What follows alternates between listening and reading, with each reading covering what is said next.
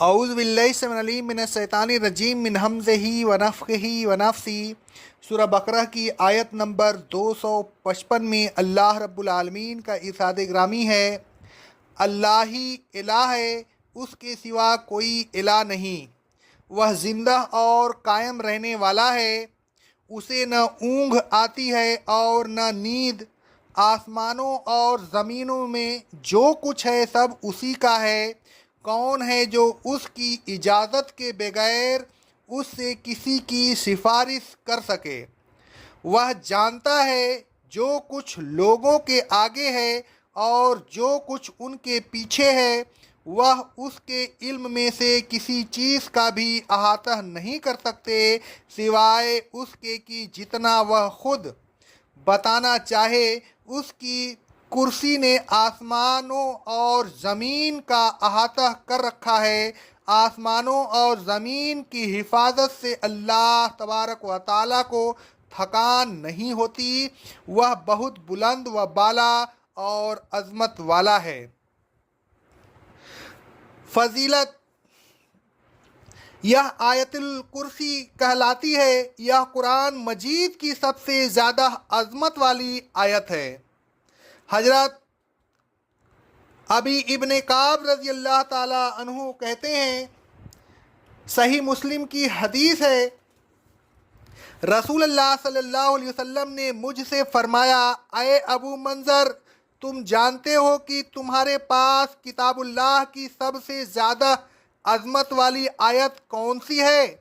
حضرت ابی رضی اللہ تعالیٰ عنہ نے جواب دیا، اللہ اور اس کا رسول زیادہ جانتے ہیں۔ رسول اللہ صلی اللہ علیہ وسلم نے پھر فرمایا، اے ابو منظر، تم جانتے ہو کہ تمہارے پاس کتاب اللہ کی سب سے زیادہ عظمت والی آیت کون سی ہے؟ میں نے کہا، اللہ لا الہ الا هو الحی القیوم۔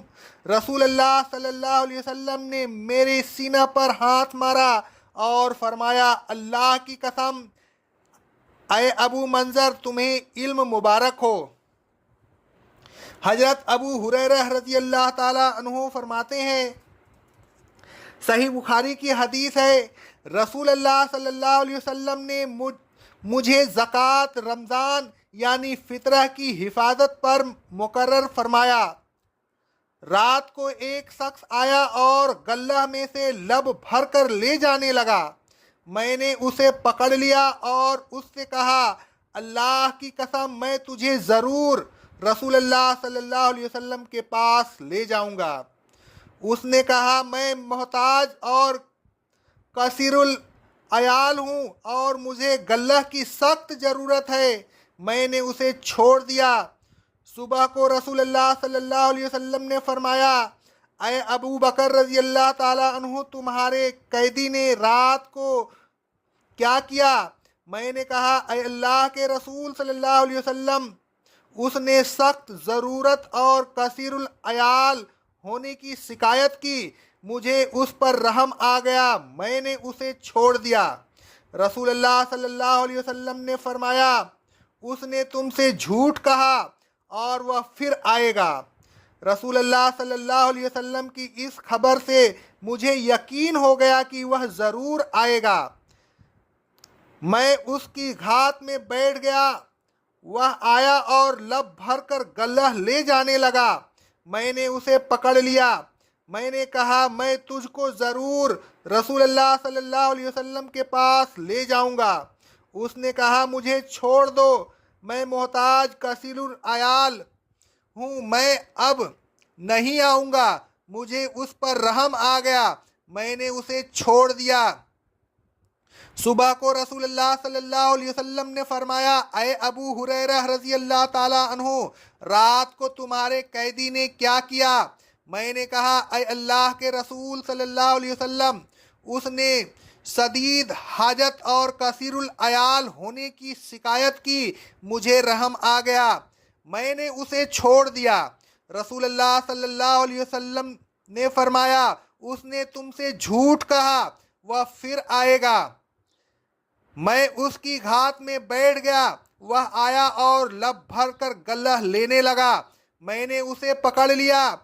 میں نے کہا میں تجھ کو ضرور رسول اللہ صلی اللہ علیہ وسلم کے پاس لے جاؤں گا۔ تیسری مرتبہ ہے کہ تو کہتا ہے کہ میں نہیں آؤں گا اور پھر آ جاتا ہے۔ اس نے کہا مجھے چھوڑ دو، میں تمہیں ایسے کلمات سکھاؤں گا جس کے ذریعہ اللہ تمہیں نفع دے گا۔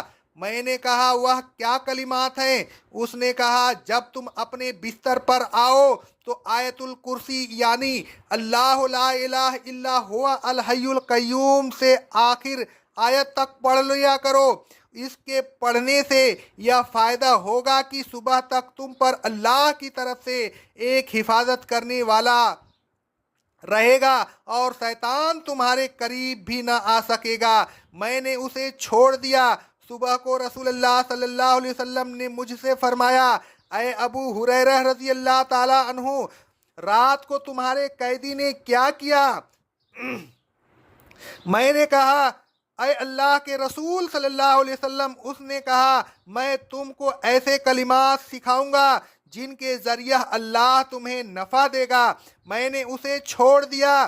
رسول اللہ صلی اللہ علیہ وسلم نے فرمایا وہ کلمات کیا ہے؟ میں نے کہا اس نے مجھ سے کہا جب تم اپنے بستر پر آؤ تو آیت الکرسی شروع سے لے کر آخر تک پڑھ لیا کرو، یعنی اللہ لا الہ الا ہوا الحی القیوم سے لے کر آخر تک۔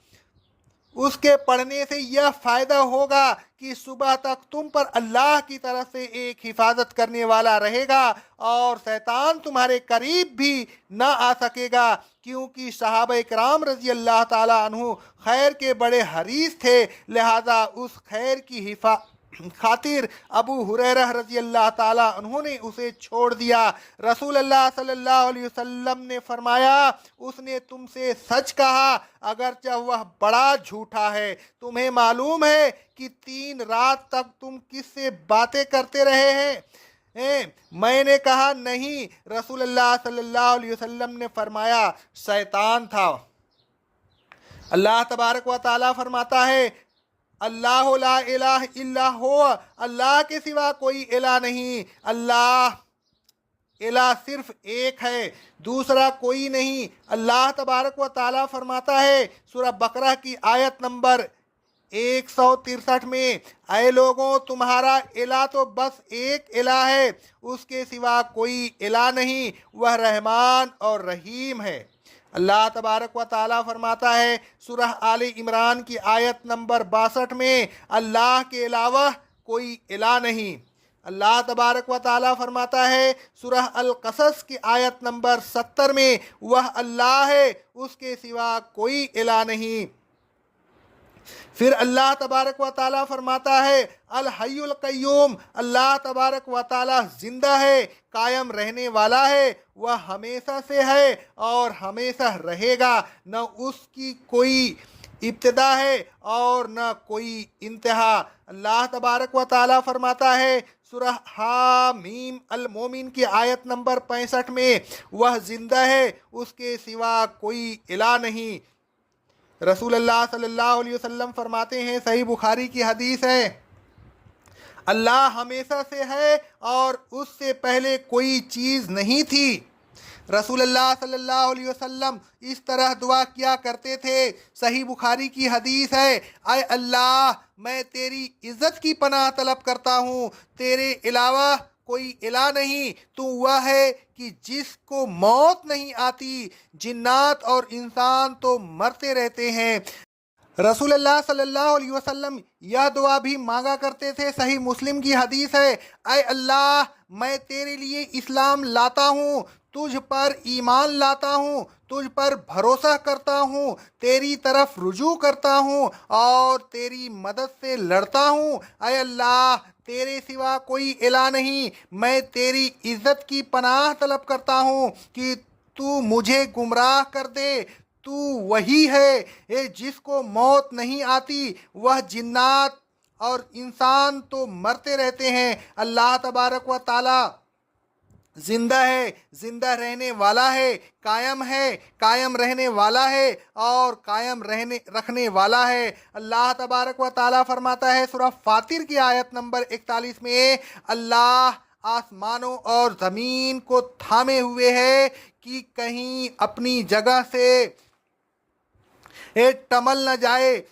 پھر اللہ تبارک و تعالیٰ فرماتا ہے لا تاخذہ سنۃ ولا نوم، اللہ تبارک و تعالیٰ کو نہ نیند آتی ہے اور نہ اونگھ آتی ہے۔ اللہ تبارک و تعالیٰ کو اونگھ یا نیند آ جائے تو نظام کائنات کیسے چل سکتا ہے؟ اور اونگھ یا نیند ایک قسم کی غفلت ہے۔ اللہ تبارک و تعالیٰ غفلت سے پاک ہے، وہ ہر وقت نگراں ہے، کسی وقت غافل نہیں ہوتا۔ اللہ تبارک و تعالیٰ فرماتا ہے سورہ آل عمران کی آیت نمبر 99 میں، اللہ تمہارے اعمال سے غافل نہیں ہے۔ اللہ تبارک و تعالیٰ فرماتا ہے سورہ ابراہیم کی آیت نمبر 42 میں، یا ہرگز خیال نہ کرنا کہ ظالم جو کچھ کر رہے ہیں اللہ اس سے غافل ہے۔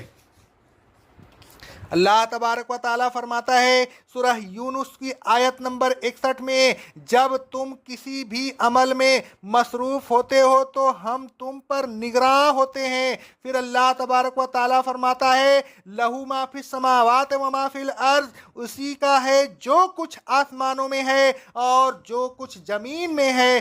آسمانوں کی اور زمین کی تمام اشیاء کا وہ واحد مالک ہے۔ اللہ تبارک و تعالیٰ فرماتا ہے سورہ بقرہ کی آیت نمبر 284، سورہ آل عمران کی آیت نمبر 109 اور 129، سورہ النساء کی آیت نمبر 126، 131، 132 اور 170 میں، جو کچھ آسمانوں میں ہے اور جو کچھ زمین میں ہے سب اللہ کا ہے۔ پھر اللہ تبارک و تعالیٰ فرماتا ہے من ذا الذی یشفع عندہ الا باذنہ، ایک کون ہے جو اللہ تبارک و تعالیٰ کے یہاں بغیر اس کی اجازت کے سفارش کر سکے، یعنی بغیر اجازت کے کوئی سفارش نہیں کر سکتا۔ اللہ تبارک و تعالیٰ فرماتا ہے سورہ یونس کی آیت نمبر 3 میں، بغیر اللہ تبارک و تعالیٰ کی اجازت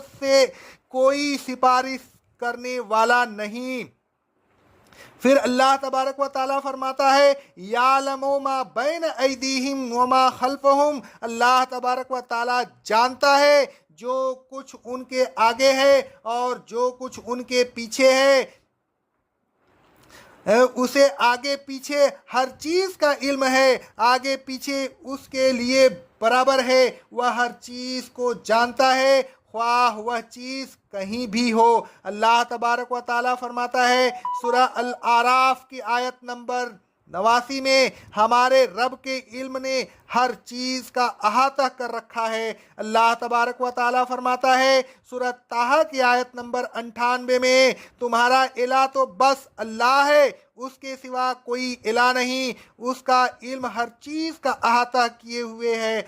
اللہ تبارک و تعالیٰ فرماتا ہے سورہ الطلاق کی آیت نمبر 12 میں، بے شک اللہ نے اپنے علم سے ہر چیز کا احاطہ کر رکھا ہے۔ اللہ تبارک و تعالیٰ کو علم ہے جو کچھ لوگوں کے سامنے ہو رہا ہے اور جو کچھ لوگوں کے پیچھے ہو رہا ہے۔ اللہ تبارک و تعالیٰ کو ان اعمال کا بھی علم ہے جو لوگوں نے اپنے مرنے سے پہلے آگے بھیج دیے، اور ان اعمال کا بھی علم ہے جو وہ بعد میں چھوڑ آئے۔ اللہ تبارک و تعالیٰ کو ان کے صدقات جاریہ کا بھی علم ہے، اور اچھے اور برے ان تمام اعمال کا بھی علم ہے جو انہوں نے جاری کیے اور اب ان کی موت کے بعد دوسرے عمل کر رہے ہیں۔ ایک دن آئے گا کہ اس دن اللہ تبارک و تعالیٰ لوگوں کو ان تمام اعمال کی خبر دے گا۔ اللہ تبارک و تعالیٰ فرماتا ہے سورہ القیامہ کی آیت نمبر 13 میں، اس دن انسان کو وہ تمام اعمال جو اس نے موت سے پہلے اپنے آگے بھیجے تھے اور جو موت کے بعد پیچھے چھوڑ آیا تھا سب بتا دیے جائیں گے۔ پھر اللہ تبارک و تعالیٰ فرماتا ہے ولا یحیطون بشیء من علمہ الا بما شاء، اللہ تبارک و تعالیٰ کے علم میں سے لوگ کسی بھی چیز کا احاطہ نہیں کر سکتے۔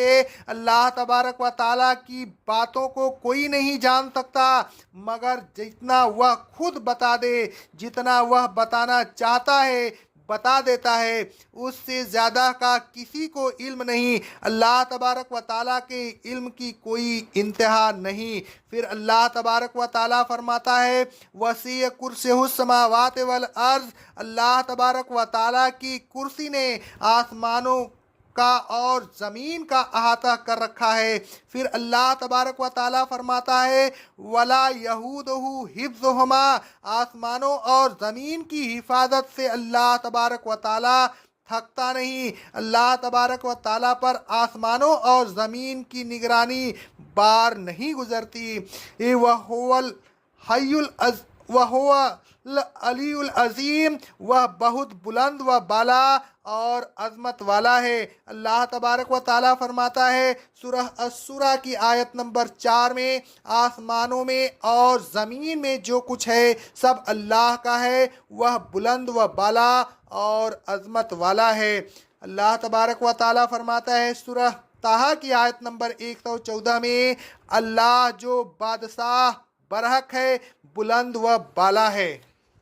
اے لوگوں، اللہ تبارک و تعالیٰ سے ڈرتے رہیے، وہ آپ سے غافل نہیں ہے، اسے سب خبر ہے کہ آپ کیا کر رہے ہیں۔ وہی ایک ہستی ہے جسے موت نہیں آتی، کائنات کا نظام وہی اکیلا چلا رہا ہے اور وہ تھکتا نہیں۔ اس کے یہاں کوئی شخص بغیر اس کی اجازت کے سفارش نہیں کر سکتا، لہذا ان لوگوں کے دھوکے میں نہ آئیے جو بخشوانے کی ضمانت دیتے ہیں۔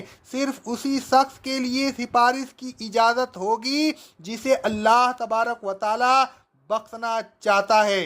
اقول قولی ھذا استغفر اللہ استغفر اللہ استغفر اللہ۔